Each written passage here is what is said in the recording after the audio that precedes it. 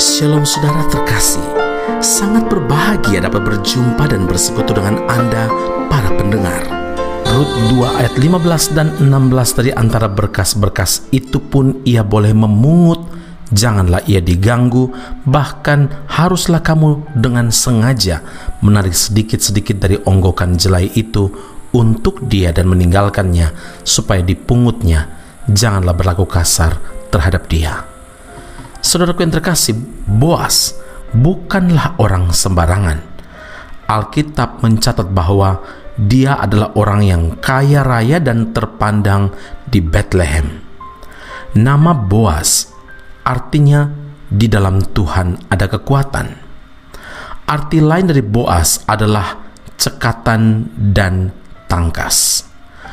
Orang yang kaya dan terpandang di mata masyarakat biasanya memiliki sifat yang sombong, memandang rendah kepada orang lain, dan tidak mengutamakan perkara-perkara rohani. Ini berbeda dengan Boas. Selain kaya dan terpandang, Boas adalah seorang yang takut akan Tuhan dan juga rajin bekerja. Saudara, kerohanian Boas terlihat jelas ketika dia bertemu dengan para penyabit di ladangnya, di mana dia selalu memberi salam, "Tuhan kiranya memberkati Tuan." Rut 2 ayat 4. Apakah Boas terlihat rohani hanya dalam perkataan? Tidak. Dari perbuatannya pun nyata bahwa dia adalah seorang yang takut akan Tuhan. Buktinya, Boas mengizinkan Rut untuk mengambil berkas-berkas jelai di ladangnya dan berpesan kepada para pekerjanya untuk tidak mengganggu Rut. Ini wujud dari ketaatan terhadap firman Tuhan, yaitu memperhatikan orang lemah atau orang miskin.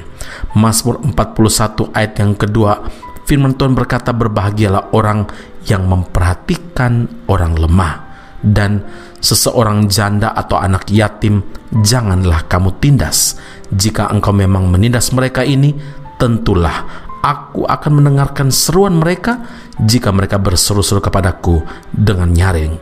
Keluaran 22 ayat 22 dan 23.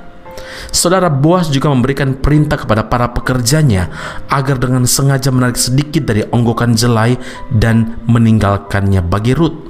Ada tertulis dalam Imamat 19 ayat 9 dan 10, "Pada waktu kamu menuai hasil tanahmu, janganlah kau sabit ladangmu habis-habis sampai ke tepinya, dan janganlah kau pungut apa yang ketinggalan dari penuaianmu.